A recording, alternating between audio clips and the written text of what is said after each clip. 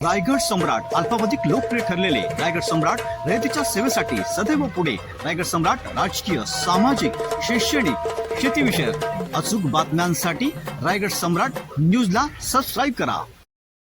पेशंटला 1 महिन्यापासून एकदम जास्त डोक्याला वेदना होत होती.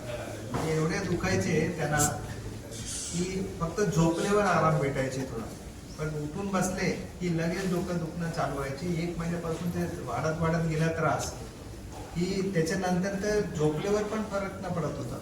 या परिस्थितीमध्ये त्यांनी जेव्हा सिटी स्कॅन काढला तेव्हा त्यांना आजार समजला आणि ते जे ब्रेनच्या आणि कवटीच्या मध्ये जे ब्लिडिंग झाली होती त्यांना, ते सबड्युरल हेमॅटोमा आम्ही म्हणतो याला, तो सबड्युरल हेमॅटोमा ते बघून आणि बाहेरच्या डॉक्टरनी सांगितलं की याला ऑपरेशन करायला लागेल, बरहोल सर्जरी म्हणून असं करायला लागेल. तो मनामध्ये डाऊट घेऊन ते माझ्याकडे आले की हे करायची आवश्यकता आहे का. आणि ते त्यांचे जो सिटी स्कॅन होता त्याच्यामध्ये थोडे अजून क्लूज आपल्याला दिसले की हा सबड्युरल हेमॅटोमा सोडून त्याच्यामध्ये अजून काही दुसरे त्रास आहे. आणि ते ब्रेनची जे लिक्विड होती ती स्पायनल फ्लुइड ब्रेनमध्ये त्याचं प्रमाण कमी दिसलं. तर आम्हाला असं वाटलं की असं असेल की स्पायनल फ्लुइड कुठून लीक होते आणि त्याच्या सेकंडरी साईड इफेक्टमुळे ब्रेनमध्ये जे हेमरेज आहे, ब्लड जे साठलं जाते त्याच्यामध्ये, आणि ती हायपोथिसिस घेऊन आम्ही नेक्स्ट डे त्यांना जे आहे ते एक स्पेशल टेस्ट केले ज्याला आम्ही सिटी सिस्टर्नोग्राफी म्हणतो. म्हणजे एक स्पेशल प्रकारची सिटी स्कॅन आहे. त्याच्यामध्ये पाठीचा जो भाग आहे, कणा आहे, त्याच्यामध्ये एक इंजेक्शन लावून तिथे एक मेडिसिन सोडतो, ते कॉन्ट्रास्ट, आणि तो कुठे जाते, ब्रेनच्या कुठला भाग लीक होते तो आम्ही ट्रॅक करतो. आणि हा लिकेज बंद करायची जो प्रोसिजर आहे, म्हणजे पंक्चर रिपेअर करायची जी प्रोसिजर आहे, त्याचे एक स्पेशल टेक्निक आहे. तो ऑपरेशन थिएटरमध्ये आम्ही घेऊन जातो आणि तो पेशंटच्या स्वतःच्या ब्लड घेऊन हातातून आणि लगेच तो स्पायनल इथे इंजेक्ट करतो एपिड्युरल स्पेसमध्ये. आणि तो ब्लड जो आहे तो पेशंटला उलटा झोपवतो आणि तो ब्लड जो आहे तो ट्रॅक करतो, खाली जातो आणि जिथे पंक्चर आहे तिथे जाऊन बसतो आणि 2-4 मिनिटात तिथे क्लॉट होतो आणि तो पंक्चर आपोआप सील होऊन जातो. हा जो प्रोसिजर आहे तो 60 to 70% पेशंट्समध्ये एकदम इफेक्टिव्ह आहे. म्हणजे ते ब्लाइंड प्रोसिजर सारखं आहे तरी पण हा सील होऊन जातो. आणि तसंच झालं त्यांना.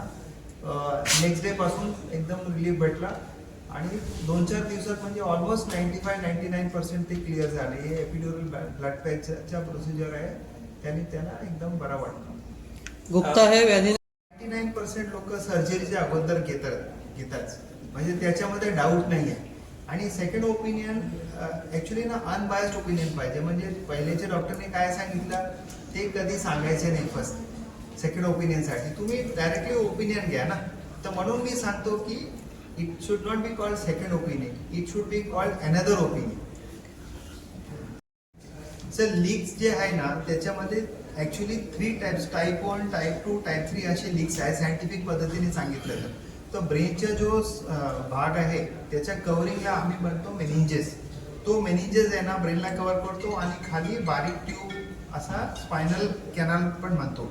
तर हे जे स्पायनल कॅनल आहे ते समजा ते एक रबरची ट्यूब आहे, त्याच्या काही भाग वीक होऊन जातो. वीक झाला म्हणजे तुम्ही मानेची जास्त मुवमेंट केली किंवा तिथे बोन्स जे आहे ते वाकडे झाले, ऑस्टिओफाईट म्हणतो आम्ही, स्पॉन्डिलायटिस, त्याच्यामुळे प्रेशर येऊन किंवा एक पेशंटला जेनेटिक डेफिशियन्सी पण असते की ते जे समजा मार्फन डिझीज असा काही जेनेटिक आजार आहे त्याच्यामध्ये पण असे वेगळे ठिकाणी जे आहे वीक होतो मेनिंजेस आणि कधीतरी ते फुटतो. तर ते टाईप 1, टाईप 2 आणि टाईप 3 असे वेगळे प्रकारचे आहे. आणि यांच्यामध्ये मला असं वाटते की त्यांनी जे गावी जे जास्त काम केले, त्यांच्या घरच्या हे बांधकाम चालू होता तिथे मानेची मुवमेंट वगैरे केली असेल, वाकडे तिकडे झोपले असेल, त्याच्यामध्ये कुठेतरी ते स्पॉन्डिलायटिसमुळे त्यांच्या जे आहे ते ट्यूब फाटला गेला आणि तिथूनच तो लिकेज चालू झाली.